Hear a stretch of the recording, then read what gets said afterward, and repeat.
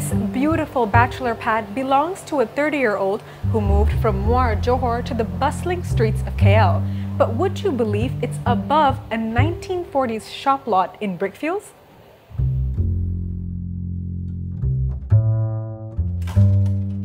After a long day's work, legal associate Caleb Goh heads upstairs to his charming vintage-style home located above a restaurant on Jalan Sultan Abdul Samad.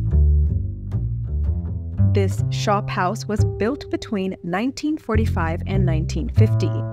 An avid collector of artifacts, Goh breathed new life into the abandoned space in 2021 after years of living in a high-rise in Chao Kit. After some time, I kind of start to miss the sound of rain. Because when you live in a high-rise, you don't hear the rain. There's no roof tiles above you. There's no sound of raindrops on roof tiles. It's just another flat upstairs. I miss the feeling of being able to be part of a community. Because when you live high up in the air, you feel so disconnected from the shops and from the neighborhood institutions like churches and temples and mosques that populate the area. After 2 years of searching for an affordable shop house to rent, exploring places like Chinatown, Goh came across this gem in Brickfields. I like how original it felt. When I first viewed the flat, I fell in love with the floor. This is traditional red-oxide flooring, very common in southern India. And of course, there's the air well. You always look at those shop houses in Penang and Malacca, and you thought how awesome it is, right? To have like a little garden in the middle of your house. The wind and the sunlight, it just rushes through.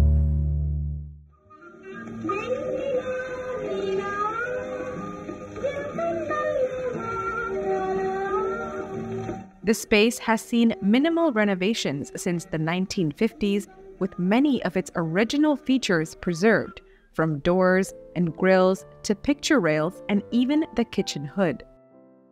Coming from a family of tinsmiths, Goh said his new home named Nam Ho pays homage to their ancestral shop house in Johor, which sadly no longer stands. His lifelong fascination with history is evident in every corner. It is filled with treasures collected over the past year. Old furniture, cameras, books, and photos sourced from junkyards, recycling centers, and generous friends eager to part with their pre-loved items. But this former kampung boy isn't tethered to the past. He has a vision for Kuala Lumpur, the city he now calls home. With less people calling inner city KL home, there will not be this motivation or this drive, to improve KL city centre. When you live there, you want it to be nice and clean because you live there. If it continues to just be a place just for cafes and offices, it will never recover. Because at 5 p.m, everybody locks up and go home. To that end, Goh actively hosts intimate gatherings at his place featuring piano concerts and poetry readings, and even leads cultural walks around Brickfields. As he preserves this historic shop house and allows it to thrive, perhaps he and his home will one day be recognized as part of Kuala Lumpur's rich tapestry of history, arts, and culture.